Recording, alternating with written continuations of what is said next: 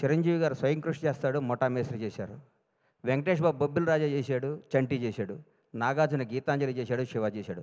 Siddhu Jonnalagadda DJ Tillu చేశాడు, తెలుసు కదా చేశాడు. ఇరగ్గొట్టేశాడు సిద్ధు.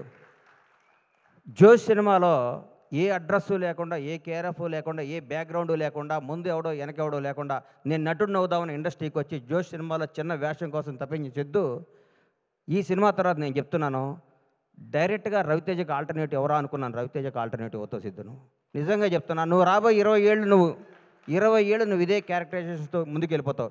ఈ మధ్య కుర్రాళ్ళ నిన్ను కానీ, తేజ సజ్జాను కానీ మిమ్మల్ని అందరూ చూస్తుంటే ముచ్చటేస్తుంది. కొత్త జనరేషన్ అదిరిపోద్దురా ఈసారి. ఈ కుర్రాళ్ళందరూ 20 ఏళ్ళు 2 దశాబ్దాల పాటు మీరు ఇండస్ట్రీని అద్భుతమైన సినిమాలు ఇవ్వడానికి పుట్టిన స్టార్ కిడ్స్ మీరు అందరూ. మీ అందరిని చూస్తుంటే ముచ్చటేస్తుంది. నువ్వు ఎన్నుకున్న కథ. నేనైతే నిర్మాతగా ఈ సినిమా నేను తీయను. హ్యాట్స్ ఆఫ్ టు విశ్వ గారు. దమ్ము కావాలి సినిమా తీయడానికి. నీరజ ఈ అమ్మాయి ఫస్ట్, ఎందుకంటే కోనాగారి చెల్లి అయితే నాకు చెల్లెలే. ఎందుకంటే నా భాషా సినిమాలో నా అమ్మాయి ఇండస్ట్రీకి రావడం జరిగింది. ఆ సినిమా నేను నిర్మాతని. ఆ సినిమా వస్తే కోనాగారిని అడిగా, ఏంటి కోనగారు అంటే, మా చెల్లెలు అన్న అమెరికా నుంచి వచ్చింది.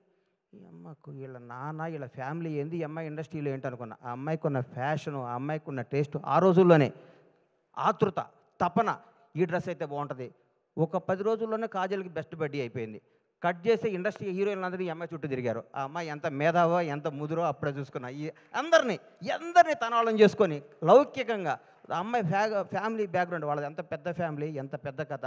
ఆ అమ్మాయి గోల్డ్ స్పూన్లో పుట్టి కూడా తన అందరిలో డౌన్ టు ఎర్త్ ఉండి, అందరినీ ఆలోచించుకుంటూ, అందరినీ కలుస్తూ, ఆప్యాయంగా ముందుకెళ్ళిపోతూ ఒక డైరెక్టర్ అవ్వటం అంటే మాటలు కాదు ఈ రోజుల్లో. హ్యాట్స్ ఆఫ్ నీరు.